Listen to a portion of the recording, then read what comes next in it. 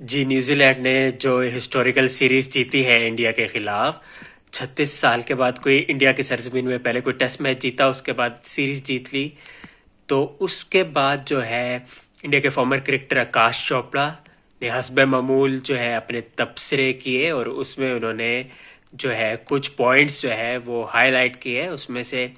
एक तो ये कि उन्होंने न्यूजीलैंड की जो विक्ट्री है उसको एक्नॉलेज करते हुए कहा है कि ये मोनोमेंटल है न्यूजीलैंड के लिए। और उन्होंने ये भी कहा कि 4,000 दिन का जो रिकॉर्ड था, कि 4,000 दिन से ज़्यादा जो है का रिकॉर्ड था कि इंडिया अपने घर में कोई टेस्ट सीरीज नहीं हारा, और 18 की 18 टेस्ट मैच जीते टेस्ट सीरीज जीते हैं, वो बिलाखिर जो है टूट गया और न्यूजीलैंड जो है वो बाजी पलट गया। तो न्यूजीलैंड की परफॉर्मेंस को एक्नॉलेज किया आकाश चोपड़ा ने, और कहा कि डेफिनेटली उनके लिए ऐसा है जैसे इंडिया जब ऑस्ट्रेलिया जाते हैं तो ऑस्ट्रेलिया की सरजमीन में जो BGT यानी बॉर्डर गवास्कर ट्रॉफी खेलते हैं और सीरीज क्रेंच करते हैं, तो जो वो सेलिब्रेशन का जो लेवल होता है वो सेम था न्यूजीलैंड के लिए। और उन्होंने तो यहाँ तक भी रिगार्ड कर दिया कि न्यूजीलैंड की टेस्ट हिस्ट्री में ये वन ऑफ द मोस्ट जो है सेलिब्रेटेड जो है मूवमेंट होगी उनके लिए, क्योंकि जीतना ऑस्ट्रेलिया को इंडिया को इंडिया में हराना और हर डिपार्टमेंट्स में आउट क्लास करना जो कि रिमार्केबल अचीवमेंट है।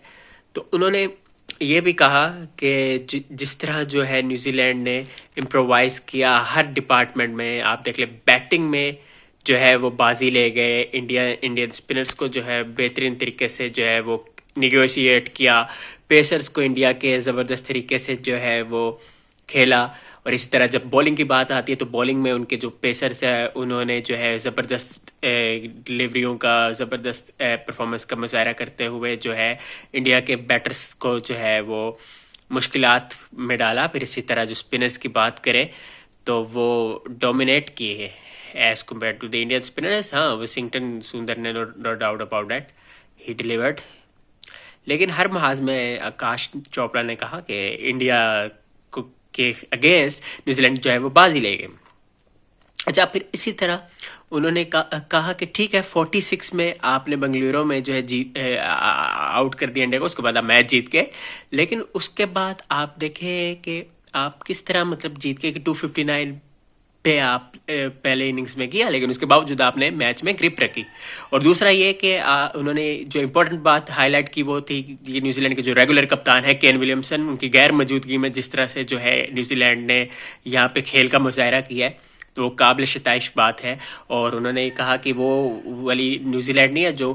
केन विलियमसन जिसको यूनाइटेड रखते हैं, और इसी तरह उन्होंने ये कहा कि वो भी न्यूजीलैंड नहीं है जो तगड़ी हो, जो तगड़े खेल का मुजाहरा करती आ रही हो रिसेंट पास में। और श्रीलंका से जिस तरह से वो हारे हैं, और जिस तरह से जो है जयसूर्या ने जिस तरह से उनकी जो है वो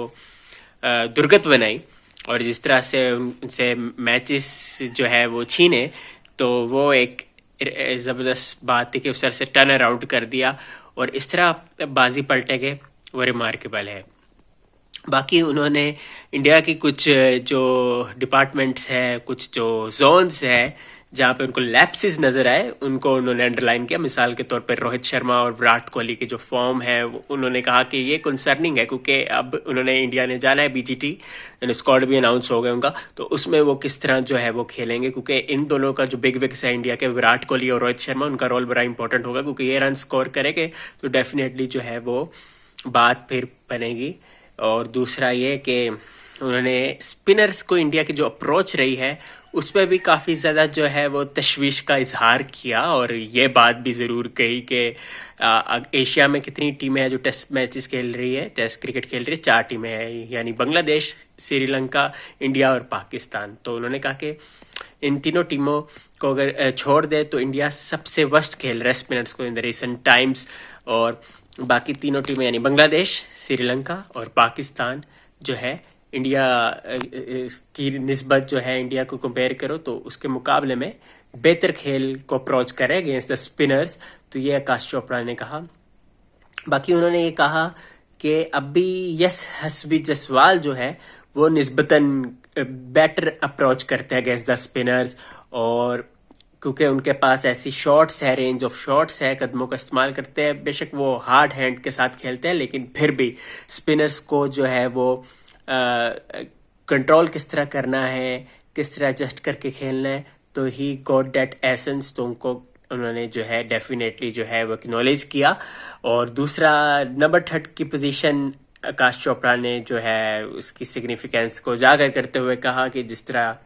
राहुल द्रविड़ का रोल रिमार्केबल था, फिर चेतेश्वर पुजारा का था, इसी तरह शुभमन गिल का है। लेकिन शुभमन गिल का उन्होंने ये भी निगलेक्ट नहीं किया कि वो परफॉर्म नहीं कर रहे, लेकिन फिर भी उन्होंने कहीं ना कहीं कहा कि अभी उन जो है डेफिनेटली अपलिफ्ट करनी है अपने खेल को और आगे जो है वो बढ़ना है। तो ये सारी सिचुएशन थी जो कि आकाश चोपड़ा ने हाईलाइट की और बीजीटी के लिए वो काफ़ी ज़्यादा कंसर्निंग नज़र आए, कंसीडरिंग के इंडिया की जो करंट फॉर्म है और जिस तरह से न्यूजीलैंड ने खेला। न्यूजीलैंड की जो अप्रोच थी उनको उन्होंने सराहा। उन्होंने कहा कि डेफिनेटली जो है एक हिस्टोरिक मोमेंट है न्यूजीलैंड के लिए कि आप देखें कि पहली इनिंग्स में जिस तरह से कॉनवे लेके चले, दूसरे टेस्ट मैच में दूसरी इनिंग्स में लेदम चले, तो हर प्लेयर ने अपना पार्ट प्ले किया।